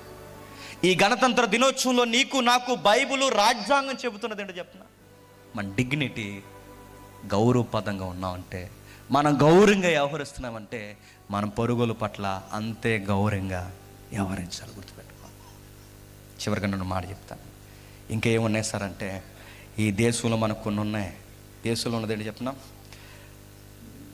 ఆడుకునే పిల్లలనే కాదండి, ఆడపిల్లలనే కాదండి, ఆడుకునే పిల్లలనే కాదండి, ఆవులను కూడా సరిచేస్తున్నారంటే నమ్మగలరా? ఇది నడుతున్నాను. 75 సంవత్సరాల అఖండ భారతదేశంలో పశువులు సరిచేస్తున్నారు. పశువులు ఏమనుకోవాలండి? మనిషినే గౌరవించట్లేదు, కనీసం జంతువుని కూడా బతకనివ్వరంటే బతకనివ్వరు. అందుకే కవులు అన్నారు, వార్తా ఛానల్స్ ఇలా రాస్తూ ఇలా అన్నారు. ఏమని అన్నారు తెలుసా? ఇదిగో ఆడపిల్లనే కాదు, గాంధీ అన్నది ఆడుకునే పిల్లలను కూడా తిరగనివ్వట్లేదు. ఒక మాట నేను చెప్తాను చూడండి. ఒకప్పుడు రాముడు మంచి చెప్పాడు, మన నాయకుడు అని ఫీల్ అవుతున్నాం, కానీ ఎప్పుడు నాయకుడు బాగుపడతాడు, మన పిల్లలు ఎప్పుడైనా బాగుపడతారండి? మీరు ఏ క్యాస్ట్లో అయినా మీరు చూడండి, నాయకుడు ఎప్పుడూ బాగుపడతారు. క్యాస్ట్ కోసం ఫైట్ చేసిన వీళ్ళు క్యాస్ట్ రూపు మాపరు, కానీ విషయం ఏంటి చెప్పిన, వాళ్ళ పిల్లలు మాత్రం యూఎస్ఏలో చదువుతారు. ఈ మధ్య మీరు చూస్తున్నారు లేదో, గవర్నమెంట్ ప్రతిపక్షం గొడవలు పెట్టుకుంటుంది. దేనికోసం చెప్పండి? ఇంగ్లీష్ మీడియం పెట్టాలి, ఇంగ్లీష్ మీడియం వద్దు, ఇంగ్లీష్ మీడియం పెట్టాలి, ఇంగ్లీష్ మీడియం వద్దు, ఇంగ్లీష్ మీడియం పెట్టాలి, ఇంగ్లీష్ మీడియం వద్దన్న వాళ్ళ పిల్లలందరూ ఫారెన్లో చదువుతున్నారు.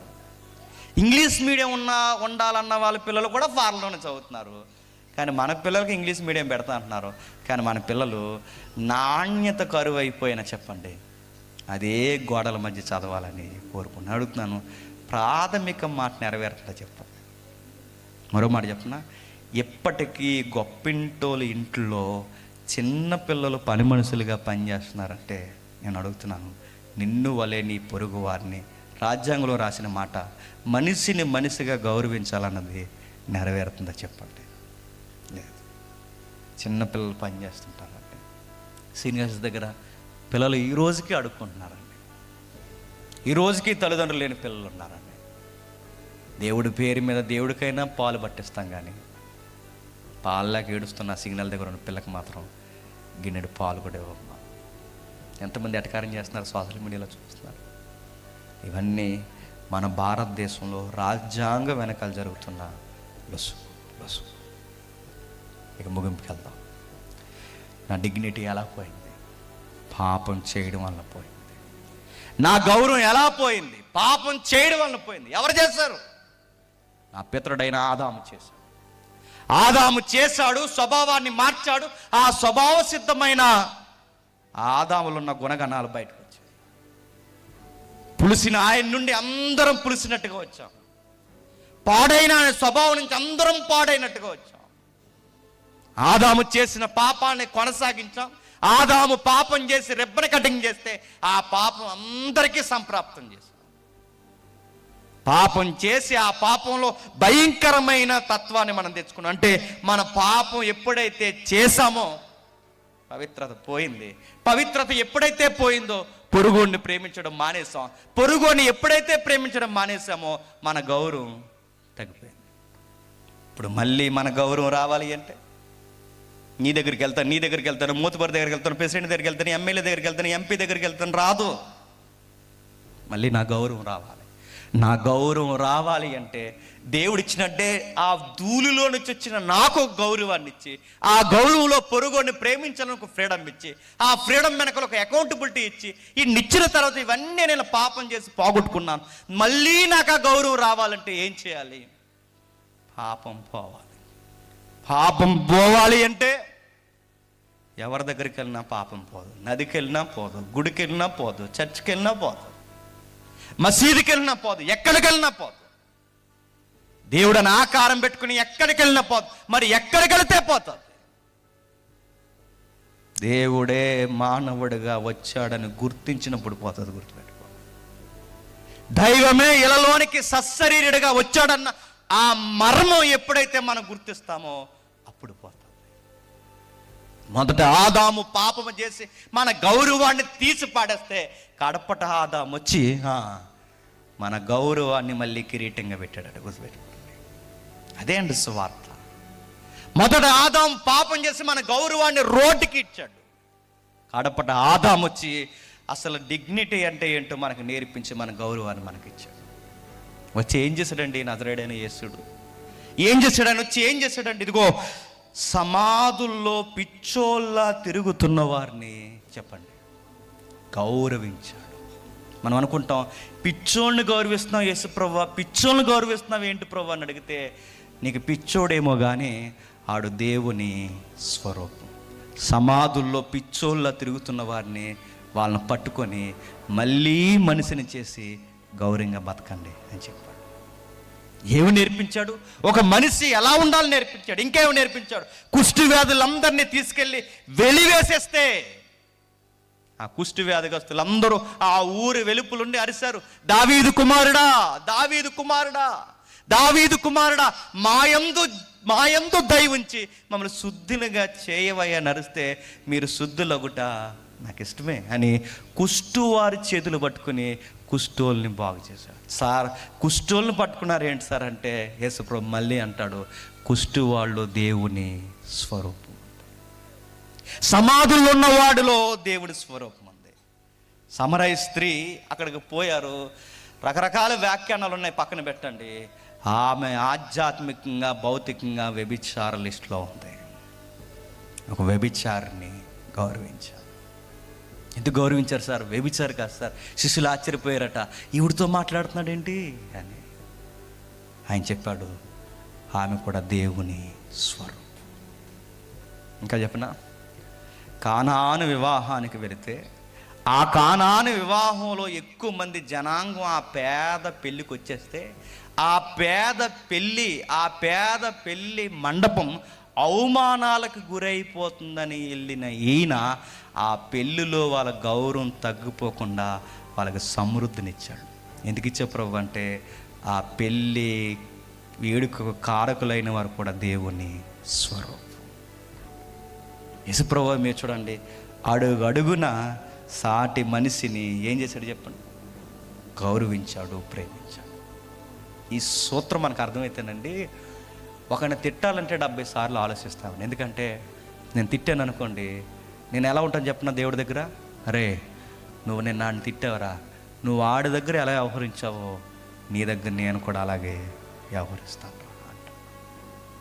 నువ్వు ఎవరినైనా అన్యాయంగా గుసగుసలు మాట్లాడావో, నువ్వు అన్యాయంగా గుసగుసలు మాట్లాడావురా, నీ వెనకాల కూడా నేను అదే మాట్లాడతాను రా అంటాడు. మరి ఎప్పుడైనా మీరు గమనించండి, నువ్వు ఎవరికన్నా ఏదన్నా చేసావనుకో ఆలస్యం అవచ్చేమో కానీ తిరిగి మళ్ళీ నీకు ఊరేగింపు స్టార్ట్ అయిపోతుంది. గుర్తెట్టుకో, ఖచ్చితంగా జరుగుతుంది. నన్ను చాలామంది హేళన చేశారు, ఏడిపించాడు. ఒక సేవకుడు పదే నా మీద చెడ్డవార్తలు పుట్టించాడు. నా శ్రమ అయిపోయింది. ఇప్పుడు ఆయన సోషల్ మీడియాలో ఊరేగించేస్తున్నారు. జరుగుద్దా అంటే జరుగుద్ది అంతే. మనం ఏమి ఎత్తుతామో కోస్తాం. నువ్వు పొరుగోడికి ఏది చేస్తావో దాని ఎఫెక్ట్ ఆలస్యం అవ్వచ్చు కానీ ఖచ్చితంగా వస్తుంది. గుర్తుపెట్టుకో, బైబిల్ చెబుతుంది జాగ్రత్త. యేసుప్రభు వారు చెప్పారు, ఇదిగో ఈ విధంగా ఉండు, నీ పొరుగువాడితో నీకున్న డీలింగ్ని బట్టే నీతో నాకు డీలింగ్ ఉంటుంది. నువ్వు అంటున్నావా అనకు, ఆడంటున్నాడా అన్నే, ఏమనకు, వదిలే. టైం వస్తుంది, అన్నందుకు సిగ్గుపడేలా వాడు నేర్చుకుంటాడు. నేను మాట చెప్తున్నానండి, దేవదూతలు దేవుని స్వరూపం కాదండి. ఎవరు దేవుని స్వరూపం? మనుషులే దేవుని స్వరూపం. కానీ దేవదూతలకు ఒక ఇంకిత జ్ఞానం ఉందండి. ఏంటో చెప్పనా? చూద్దాం ఒకసారి. చూడండి ఒకసారి యోధ పత్రిక మొదటి అధ్యాయం, ఒకే ఒక అధ్యాయం. యోధ పత్రిక 9వ వచనం చూడండి త్వరగా. అయితే ప్రధాన దూత అయిన మికాయేలు అపవాదుతో వాదించుచు మోసే యొక్క శరీరమును గూర్చి తర్కించినప్పుడు దూషించి తీర్పు తెగింపక ప్రభు నిన్ను గద్దించును గాక. దేవదూతలకు ఇంకిత జ్ఞానం ఏంటో తెలుసా? సాటి దూత మరొక పొరుగు దూతని దూషించదు. ఇంకా విచిత్రం ఏంటి చెప్పనా? పవిత్రమైన దూతలు పతనమైన సాతానైన దూతని దూషించలేదట. ఏమన్నాయట? దూషించకుండా గద్దించి, ఇదిగో నిన్ను దేవుడే గద్దించును గాక, నిన్ను దేవునికి అప్పగించేస్తున్నా. మోసే శరీరం జాగ్రత్త, ఇది మంచిది కాదని గౌరవపదంగా మాట్లాడిందంట ఒక దూత సాతానుతో. ఇక్కడ నేర్చుకోవాల్సిన విషయం ఏంటి చెప్పిన? సాతాన్నే ఒక దూత దూషించలేనప్పుడు యోధ మనకి ఏం చెప్తున్నాడు చెప్పిన? దూతలే ఒకరిని దూషించుకోలేనప్పుడు మీరు మనుషులందరూ దేవుని స్వరూపం, మీరు ఒకరిని ఎందుకు దూషించుకుంటున్నారని చెబుతున్నాడండి ఇక్కడ. మీరు ఒకరినొకరు ఎందుకు దూషించుకుంటున్నారు? దూతలే దూషించుకోవు. దూతల కన్నా గొప్ప స్వరూపం ఎవరిదండి? దేవుని స్వరూపం అందే. మీరెందుకు దూషించుకుంటున్నారని అడుగుతున్నాడు యోధ. దూషించకూడదంటే బైబిల్ చెప్తుంది దూషించకూడదు. ఎందుకంటే మట్టి మనుషులను ధూళమైన మనకి ఒక గౌరవం ఇచ్చాడు, గౌరవం ఇచ్చి నిలబెట్టిన మనకి ఒక మాట చెప్పాడు. నేను ఇచ్చిన ధర్మశాస్త్రం అంతా ఒక్కటే, ఆ సత్య సారాంశం అంతా ఒక్కటే, నీ పొరుగువాడిని ప్రేమించు.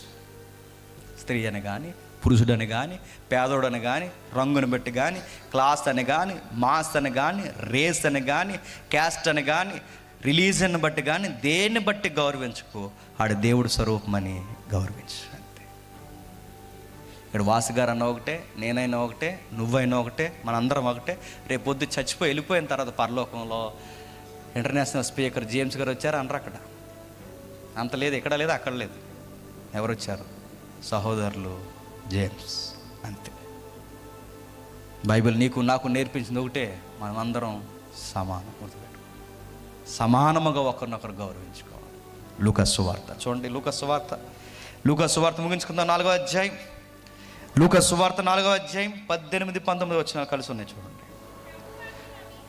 ప్రభు ఆత్మ నా మీద ఉన్నది, బేదలకు సువార్త ప్రకటించుటకు ఆయన నన్ను అభిషేకించెను, చెరలో ఉన్న వారికి విడుదలను, గుడ్డు వారికి చూపును కలుగునని ప్రకటించుటకు, నలిగిన వారిని విడిపించుటకును, ప్రభు హితవస్త్రము ప్రకటించుటకును ఆయన నన్ను పంపి ఉన్నారు. నీ మినిస్ట్రీ ఏంటి ప్రభు అంటే, పేదోళ్ళకి భోజనం పెట్టడం, పేదోళ్ళని స్వస్థపరచడం, పేదల్ని గౌరవించడం, తుణీకరింపబడిన మనుషుల్ని దేవుని స్వరూపం అని చెప్పి నిలబెట్టడం. దట్ ఈజ్ మై మినిస్ట్రీ అన్నాడు.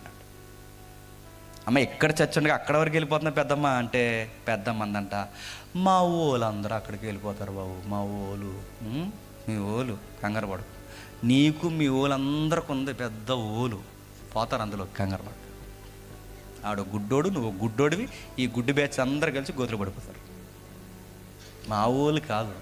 అక్కడ దాకా ఎందుకు వెళ్తున్నావు పెద్దమ్మ అంటే, అక్కడ అందరినీ ఎలా ప్రేమించాలని నేర్పిస్తారయ్యా యేసు ప్రభు వచ్చి, అందుకే అక్కడ దాకా పోతున్నానని ఆన్సర్ అని చెప్పాలి, గుర్తుపెట్టుకోండి. అందరినీ ప్రేమిస్తూ మనమ్మ సభలు ఎట్టిన తర్వాత వెంటనే గొడవలాడేసింది అనుకోండి, సభ ఉస్పటాస్ అయిపోయినట్టే. ఇంకా మనమ్మ గారిని, ఏంటమ్మా సభలు ఎట్టేస్తున్నాం, ఊళ్ళో చర్చలు సరిపోలేదని ఎవరైనా అన్నారా అనుకోండి, ఏమనకూడదు. అలా కాదయ్యా అంటారు, అలాగంటారు, ఇలాగంటారు, ఏం అనకూడదు మనమ్మ. ఎందుకంటే నిన్ను వలె నీ పొరుగు వారిని ప్రేమించమన్నారు కనుక మనకున్న ఈ మెచ్యూరిటీ ఎదుటోళ్ళకి లేదనుకుని వాళ్ళు మనం గౌరవించి ప్రేమించడమే. ఈరోజు అన్న వాళ్ళే ఒకరోజు వాళ్ళే అంటారు, మనమ్మ వాళ్ళని తీసుకురా అమ్మ, మన ఎదవలకు మేము ఎలాగా చెప్పలేకపోతున్నాం, వాళ్ళు వస్తే కొంచెం గట్టిగా చెప్తారు, వాళ్ళని తీసుకురా అమ్మ అని వాళ్ళే ఒకరోజు చెప్తారు. ఆ మాట వచ్చే వరకు మనం ఎలా ఉండాలి? ఓపికగా ఉండాలి. అలా అనకుండా ఏడుసార్లే అని అన్నది అనుకోండి, ఏడుతాం ఇంక తర్వాత అంతే. మనమ్మ అయినా నువ్వే, మనమ్మ నాకు క్లోజ్ కనుక అందుకే అమ్మ పేరు ధైర్యంగా ఎత్తుతున్నా. మనందరూ నేర్చుకోవస్తాడు చెప్పిన, మన పేదలను, చెరలో ఉన్నవారిని, చెరలు అంటే సాతాను చెరలో ఉన్నారు, లోక సంబంధమైన బంధాల్లో ఉన్నారు, ఏడుస్తున్నారు, రకరకాలుగా ఉన్నారు. క్రైస్తవ్యంలో ఉన్న మనం, మన సహవాసంలో ఎవరైనా ఏడిస్తే వాళ్ళ దగ్గరికి వెళ్ళండి, ఎందుకు ఏడుస్తున్నావు అని అడగండి. ఏం బాధపడకు, సంఘం ముందుగా మేము ఉన్నాం కానీ చెప్పండి. మనం చెప్తామా? చక్కగా నలగకుండా చీరలు కట్టుకుని, నలగకుండా సొక్కాలు వేసుకుని ఇలా పెట్టి ప్రార్థన చేసుకుందాం అన్నారు. టీవీ నైనా ఏడు కొట్టేసింది తెలుసా, ప్రార్థించే పెదవుల కన్నా. చెప్పండి, టీవీ నైనాటికి ఎక్కడిది? మదర్ తెరేసా గారు చెప్పారు. మదర్ తెరేసా గారికి ఎక్కడిది? బైబిల్ చెప్పింది. బైబిల్ ఏమని చెప్పింది?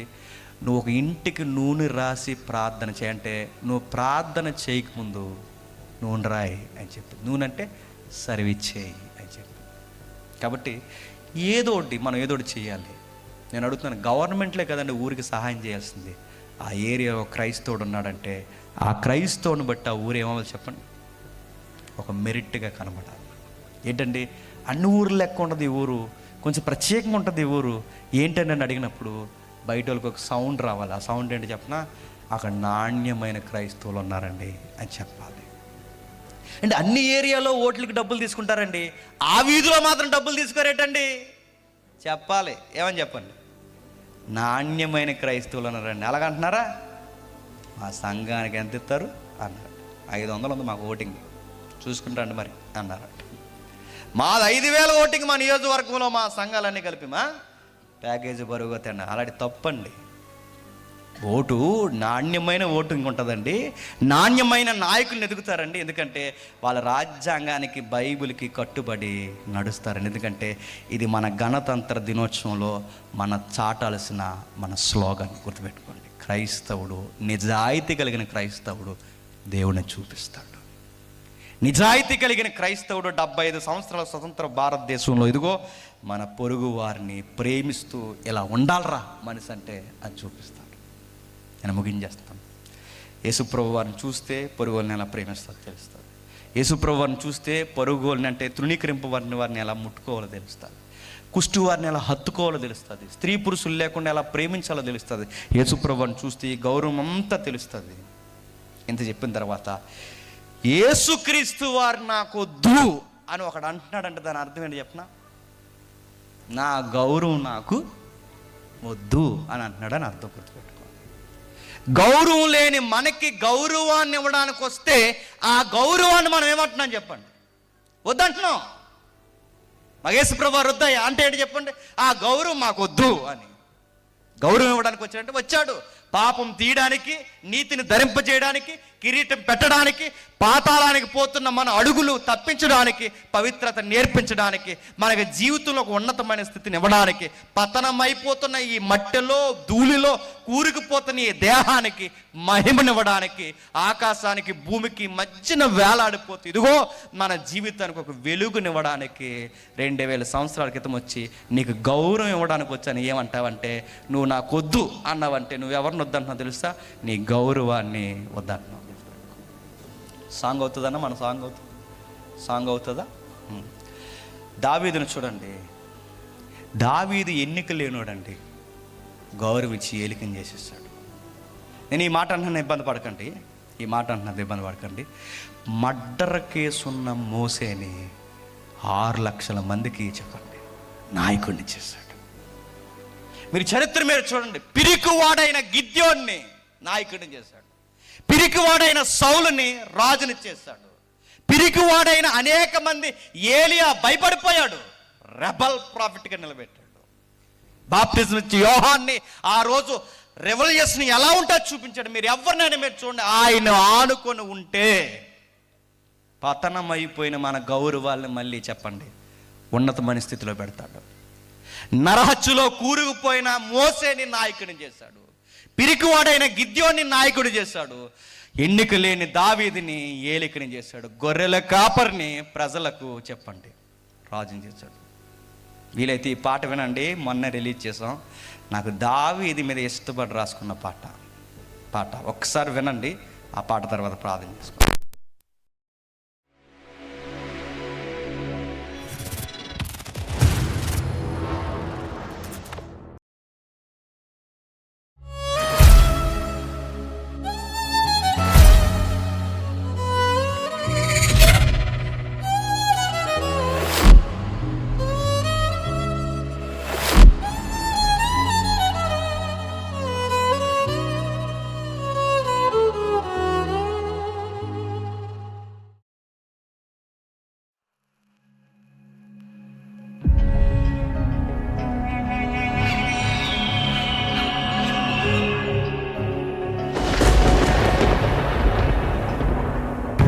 దావీదిట్ల నేను యెహోవా నాకు ఆధారం కావున నేను పండుకొని నిద్రపోయి మేల్కొందును. 10,000 మంది దండెత్తి నా మీదకి వచ్చి మోహరించినను నేను భయపడను.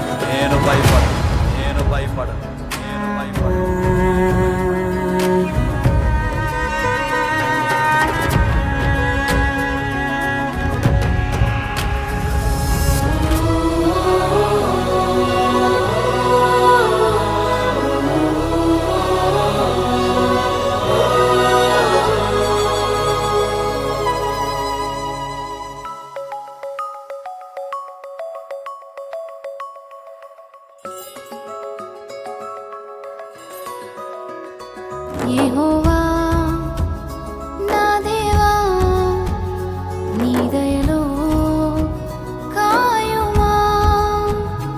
యెహోవా నా దేవా, నీ దయలో కాయుమా.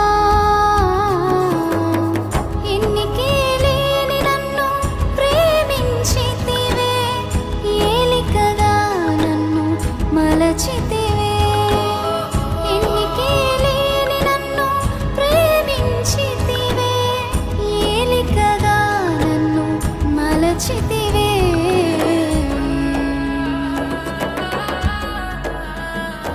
యెహోవా నా దేవా, నీ దయలో కాయుమా. యెహోవా నా దేవా, నీ దయలో కాయుమా.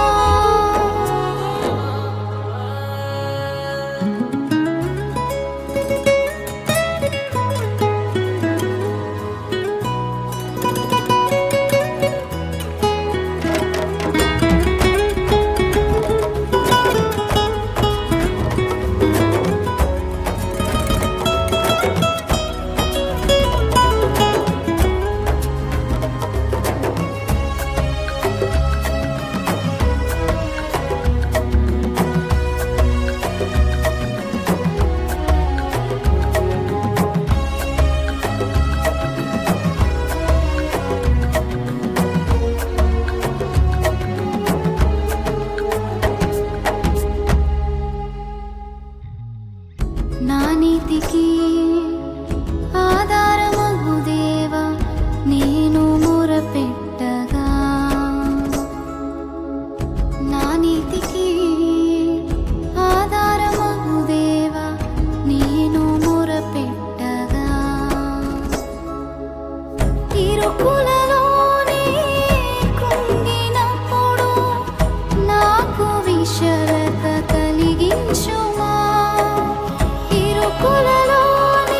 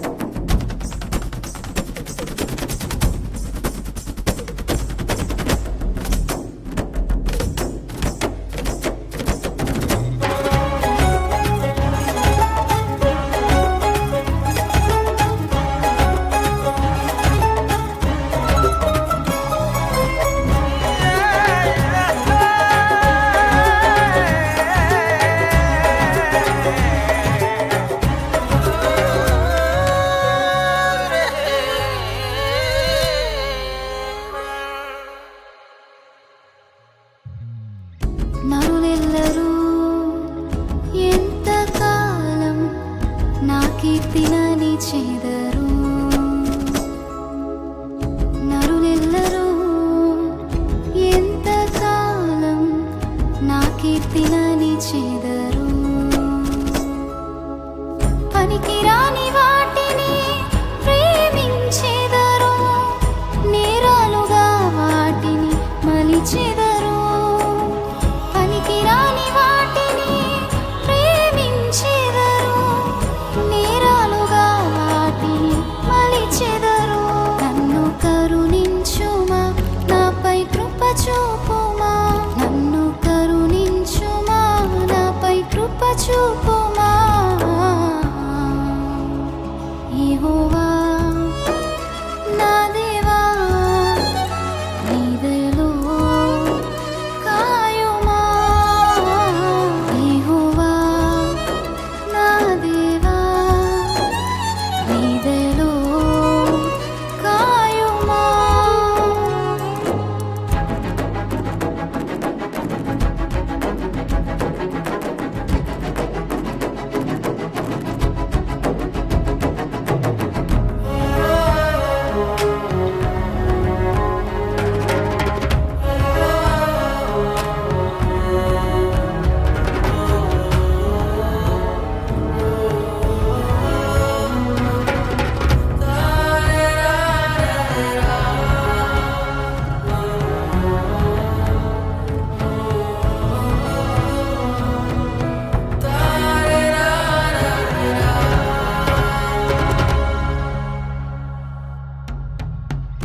యెహోవా శాంతి నాకు దయచేసి సమాధానమిచ్చితివే. యెహోవా శాంతి నాకు దయచేసి సమాధానమిచ్చితివే. ధాన్య ద్రాక్షముల కన్నా అధికముగా నీవు ఆనందముతో నింపితివే. ధాన్య ద్రాక్షముల కన్నా అధికముగా నీవు ఆనందముతో నింపితివే. నన్ను నియమించితివే, నాలో ఫలించితివే. నన్ను నియమించితివే, నాలో ఫలించితివే. యెహోవా నా దేవా, నీ దయలో కాచితివే. యెహోవా నా దేవా, నీ దయలో కాచితివే. పాపినైన నన్ను ప్రేమించితివే, నీ వారసునిగా నిలిపితివే. పాపినైన నన్ను ప్రేమించితివే, నీ వారసునిగా నిలిపితివే.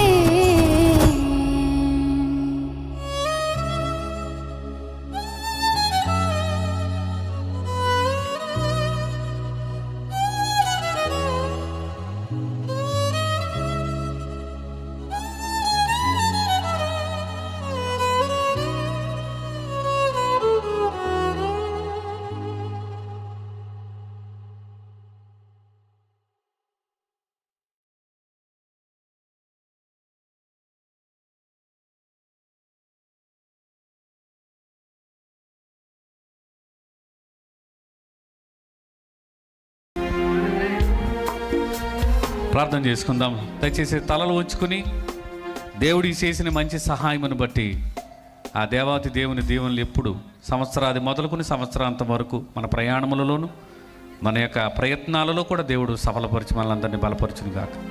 ప్రార్థన చేసుకుందాం. ప్రేమ నమ్మకమైన మా ప్రియ పరలోకపు తండ్రి, ఈ రెండవ రోజు కూడా మీ దాసులను మా మధ్యకు క్షేమంగా నడిపించారు నాయన.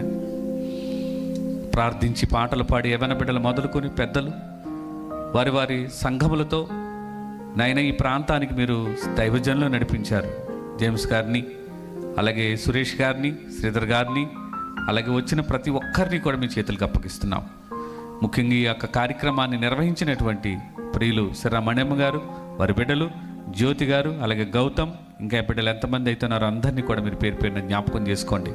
అలాగే వారికి సహకారులుగా ఉన్నటువంటి గ్రామంలో ఉన్న మరి సేవకులతో పాటు అలాగే సెవెంత్ డే అడ్వెంటిస్ట్ చర్చ్ కాపరి గారు యేసుబాబు గారు, నెల్సన్ రాజు గారు, అనేక మందిని ఆయన సోదరులు రవి గారు, అలాగే జోషి గారు, ప్రత్యక్షంగా పరోక్షంగా ఎవరైతే సహకరించారో అందరినీ కూడా పేరు పేరున జ్ఞాపకం చేసుకుని వారికి రావాల్సిన మీ మెండైన దీవెనలు ప్రతిఫలమును దయచేయండి నాయన. అలాగే మీ పిల్లలు తమ తమ సమయాన్ని వెచ్చించి ఆయా ప్రాంతాల నుంచి క్షేమంగా వారిని ఇక్కడికి చేర్చారు. ఎంతో ఓపికతో ఆత్మలను రక్షించుటకు శక్తిగల వాక్యాన్ని సాత్వికంతో విన్నారు. వినుట మట్టుగా మాత్రమే కాకుండా మమ్మల్ని మేము మోసం చేసుకోకుండా విని వాక్య ప్రకారం ప్రవర్తిస్తూ మీ కుమారుడు రాకడ ఆలస్యమైతే ఆయన ఎదుట మేమందరం మరలా యోగ్యులుగా నిలబెట్టడానికి కావలసిన సంఘములో వాక్యముతో ఉదక స్నానము చేయించమని కోరుకుంటున్నాను. తిరిగి వారి వారి ప్రాంతాలకు వెళుతున్నారు, గమ్యానికి చేర్చండి. ఈ సంవత్సరము నాయన మంచి తీర్మానం చేసుకుని ఈ అవయవాలను నీతికి సాధనాలుగా వాడాలి. సాతానును శీఘ్రముగా మా పాదాల కింద చితక త్రొక్కించాలని నైనా మీ ఆశ, మీ ఆశయం, మీ సంకల్పము, మీ ఉద్దేశాలు తెలుసుకుని మీ పిల్లలందరూ నూతనమైన అనుభవాలలోనికి నడిపించమని కోరుకుంటూ, ప్రత్యేకించి మా అందరికీ ప్రేమ విందుని ఏర్పాటు చేసి పరిచర్య చేసిన, వడ్డించిన, వంటలు చేసిన ప్రతి ఒక్కరిని ఈ బరకాల దగ్గర సౌండ్ సిస్టమ్, లైటింగ్ కానీ ఏ ఏర్పాటు చేశారో మీ పిల్లలందరినీ కూడా వారికి రావలసిన, మీ నుంచి రావలసిన సమృద్ధి గల దీవెనలు నిండుగా మెండుగా అనుగ్రహించండి. యవన కాలంలో మీ బిడ్డ జేమ్స్ గారు కూడా అనేక ప్రాంతాలకు వెళుతున్నారు నాయన. వారిని కూడా మీ కృపగల హస్తాలకు అప్పగిస్తున్నాం. ఎన్నో పాటలు, ఎన్నో ప్రసంగాలు, ఎన్నో మరి దైవిక చింతనతో ఉన్నారు నాయన. వారిని ఇంకా బలమైన సాధనంగా వాడుకొనమని, వారిని ప్రేమించి ఇచ్చిన కుమార్తెను, వారి సాటి అయిన సహకారిని, వారికి ఇచ్చిన స్థానిక సంఘమును, సార్వత్రిక సంఘములో ఉన్న పరిశుద్ధుల సమూహం అంతటి కొరకు కూడా నైనా మేము చేస్తున్న దీన ప్రార్థన అంగీకరించి మా అందరికీ స్వస్థత, సమాధానము, నెమ్మదిని, ఇహ సంబంధమైన పర సంబంధమైనటువంటి ప్రతి ఈవిని అనుగ్రహించమని కోరుకుంటూ, వేదిక మీద ఉన్న దైవజనులు వారి వారి సేవా పరిచర్యను ఘనపరచులాగిన వారికి కావలసిన శక్తిని, బలమును, ఆరోగ్యమును, ఆయుష్ను ఇచ్చి వారికి ఉన్నటువంటి మరి నైనా చేదైనా వేర్లు ఏమైనా ఉంటే మాలో నుంచి మమ్మల్ని అందరినీ తీసి పరిశుద్ధులుగా మీ ఎదుట నిలబెట్టుకోమని కోరుకుంటూ, ఇంతటి చక్కసమని సమయాన్ని ఇచ్చినట్టు ఈ గ్రామ పెద్దలను, అధికారులను, ఈ గ్రామస్తులందరినీ కూడా మీరు పేరు పేరున దీవించమని, మా దేశాన్ని కూడా మీరు జ్ఞాపకం చేసుకుని జరుగుతున్నటువంటి సమస్యలు, స్వాతంత్రం అనేది నైనా స్వేచ్ఛగా మనిషి సాటి మనిషిని ప్రేమించాలని మీ దాసులు ఇచ్చిన వర్తమానంలో రాజ్యాంగాన్ని గౌరవిస్తూ బైబిలును గౌరవిస్తే అది నిజంగా ఈరోజు సమాజ స్థాపన అనేది జరుగుతుంది. ఆ రీతిగా అందరము ఐక్యత కలిగి మంచి పరిచర్యను చేసేవారిగా మీ పిల్లలందరినీ ప్రేమ, ఆశావహ దృక్పథంతో ప్రేమను చూపిస్తూ ముందుకు వెళ్ళడానికి సహాయం చేయమని కోరుకుంటూ, సమస్త ఘనత, మహిమ, ప్రభావములు మీకే ఆరోపిస్తూ యేసు క్రీస్తు వారి అతి శ్రేష్టమైన నామములో ఈ ప్రార్థన మీకు సమర్పిస్తున్నాము పరమ తండ్రి. Amen, amen, amen. మన తండ్రి అయిన దేవుని ప్రేమయు, కుమారుడైన క్రీస్తు ప్రభువారి యొక్క కృపయు, ఆదరణకర్త అయిన పరిశుద్ధాత్మ దేవుని యొక్క అన్యోన్య సహవాసము సదాకాలము కూడిన మనందరికీ, మన సార్వత్రిక క్రైస్తవ సంఘమునకును దేవుని పిల్లలందరికీ కూడా తోడై ఉండి అత్యున్నతముగా నడిపించునుగాక.